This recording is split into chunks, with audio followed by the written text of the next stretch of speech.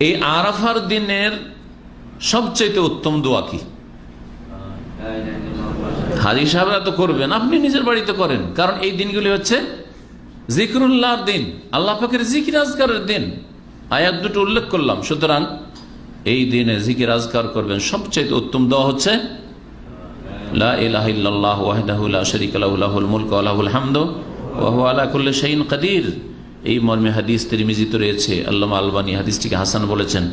খায়রুদ দুআ দুআ ইয়াউমে আরাফা, সবচেয়ে শ্রেষ্ঠ দোয়া হচ্ছে, উৎকৃষ্ট দোয়া হচ্ছে দোয়া ইয়াউমে আরাফা, আরাফার দিনের দোয়া। এই দোয়া হচ্ছে আল্লাহ পাকের গুণগানমূলক দোয়া। আল্লাহ পাকের গুণগানের সাথে, তৌহিদের ঘোষণার সাথে আপনি নিজের জন্য চান, কারণ দোয়া দুই রকম। এক হচ্ছে আল্লাহ পাকের গুণগানমূলক দোয়া, দোয়ায় এবাদতগত দোয়া, আর একটা দোয়া হচ্ছে যাচ্চামূলক দোয়া। আপনি চান আপনার জন্য, আপনার দুনিয়ার সার্বিক বৈধ কল্যাণ চান, আখিরাতের কল্যাণ চান। জি, জীবনের প্রতিটি ক্ষেত্রে আপনার যেসব ঘাটতি রয়েছে, ত্রুটি রয়েছে, প্রয়োজন রয়েছে, আপনার রবকে আপনি বলুন, পেশ করুন, নিজের ভাষায় পেশ করুন, খুশুর সাথে আল্লাহ পাক রব্বুল আলমিনের দিকে ধাবিত হয়ে পেশ করুন, ইখলাসের সাথে মনোযোগী। আল্লাহ পাক যেন তো খায়রুদ দুআ দুআ ইয়াউমে আরাফা ওয়া খায়রু মা কুলতু আনা ওয়ান নাবিয়ুনা মিন ক্বাবলি, সবচেয়ে উত্তম দোয়া যে দোয়া আমি বলছি, নবী করিম সাল্লাল্লাহু আলাইহি ওয়াসাল্লাম বলছেন ওয়ান নাবিয়ুনা মিন ক্বাবলি, আর আমার পূর্বে যে আম্বিয়া রাসূলগণ তারাও এই দোয়া পড়েছেন। যত নবী রাসূল এসেছেন তারা এই দোয়া পড়েছেন। জি হ্যাঁ, সেই দোয়া কি? লা ইলাহা ইল্লাল্লাহু ওয়াহদাহু লা শারীকা লাহু লাহুল মুলকু ওয়া লাহুল হামদু ওয়া হুয়া আলা কুল্লি শাইইন কাদির।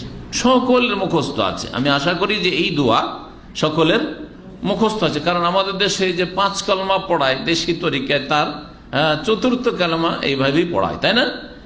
যদি ওই 5 কালমা এইভাবে, পহিলা কালমা, দ্বিতীয় কালমা, দোসরা কালমা, তিসরা কালমা, এগুলি আমাদের দেশীয় কথা, এগুলি কোরআন হাদিসের কথা নয়। কিন্তু কালমাতে যে কথাগুলি রয়েছে সেগুলি কোরআন সুন্নাহর কথা। সুতরাং এই কালেমাকে ভাগ না করে এটা পহিলা হইলো, এটা দোসরা হইলো, তিসরা হইলো, চৌথা হইলো, পাঁচওয়া হইলো, ওইসব না করে আপনি এই তৌহিদের কালেমাগুলি যেভাবে হোক না কেন, সে আশহাদু আল্লা ইলাহা ইল্লাল্লাহ ওয়া আশহাদু আন্না মুহাম্মাদান আবদুহু ওয়া রাসূলুহু, অথবা আপনার যেভাবে কালেমায়ে তাওহীদ বললাম, এই আরাফার দিনের শেষ দোয়া, এই দোয়া, এবং এই দোয়া বিভিন্ন জায়গায় পড়ার কথা রয়েছে। সাফা মারওয়ায় পড়ার কথা নেই? আছে না নেই? এই দোয়া বেশি বেশি পড়বেন।